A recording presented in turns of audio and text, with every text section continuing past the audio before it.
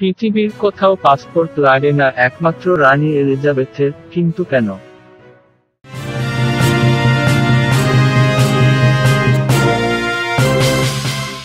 পৃথিবীর কোথাও পাসপোর্ট লাগে না একমাত্র রানী এলিজাবেথের, কিন্তু কেন? ব্রিটিশ রানী এলিজাবেথ পৃথিবীর যে প্রান্তেই যান না কেন তার সঙ্গে থাকে বিশাল নিরাপত্তা বাহিনী, থাকে মণি মুক্তার মতো বহুমূল্যের রত্ন, এমনকি তার সঙ্গে তার পোষা কুকুর করজিসের জন্য থাকে বিশেষ খাদ্য।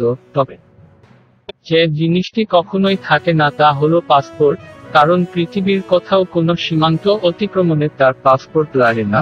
রানী এলিজাবেথ ছাড়া যে কোনো মানুষকেই পৃথিবীর কোনো না কোনো স্থানে পাসপোর্ট ব্যবহার করতেই হবে, এমনকি সে যদি রানী ছাড়া ব্রিটিশ রাজপরিবারের অন্য যে কোনো সদস্য হয়। কিন্তু কি এর কারণ?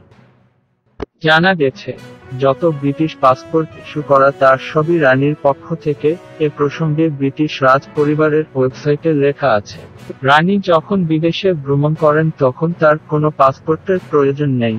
মেরুন রঙের ব্রিটিশ পাসপোর্টের দুটি রাজকীয় অস্ত্রের প্রতিকৃতি খোদাই করা আছে, আর লেখা আছে যে ব্রিটেন মহিমান্বিত রানীর পক্ষ থেকে পাসপোর্টধারী ব্যক্তিকে গ্রহণ করার জন্য অনুরোধ করা হচ্ছে।